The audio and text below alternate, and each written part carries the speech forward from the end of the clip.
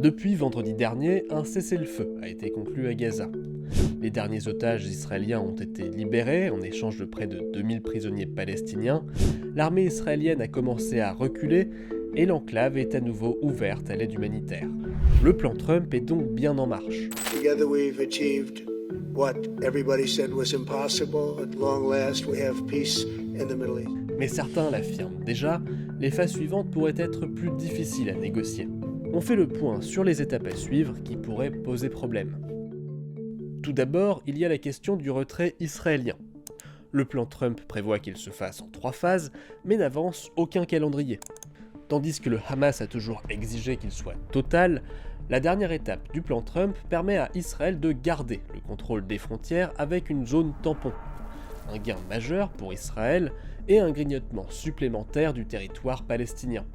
Autre problème, ce retrait est conditionné à la création d'une force internationale de stabilisation, dont les contours restent pour l'heure très incertains. Elle doit être développée par les États-Unis avec leurs partenaires arabes et internationaux. Cette force formera et équipera les forces de sécurité palestiniennes à Gaza. La France est prête à y jouer un rôle. Mais Donald Trump a déjà annoncé qu'il n'enverrait pas de soldats au sol à Gaza et n'a pas donné d'autres détails. Le périmètre de la mission de cette force, sa taille, son mandat et sa composition doivent encore faire l'objet de discussions.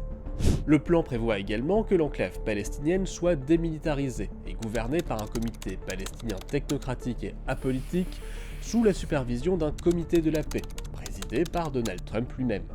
À terme, l'autorité palestinienne devrait être impliquée dans l'administration de Gaza, et le plan parle même d'ouvrir une voie crédible vers l'autodétermination et la création d'un État palestinien.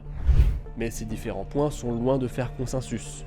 Si le Hamas se dit prêt à abandonner la gouvernance, il refuse catégoriquement de désarmer. De son côté, bien qu'il ait accepté le plan Trump, Benjamin Netanyahou continue de refuser tout rôle joué par l'autorité palestinienne et affirme qu'il n'y aura pas d'État palestinien.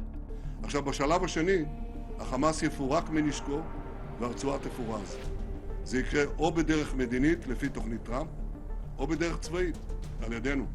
Les discussions autour de la mise en place du plan Trump s'annoncent donc encore longues et incertaines, et si la première phase de l'accord a pu mettre un terme à l'un des pires massacres de notre temps, la véritable paix, elle, est encore très lointaine.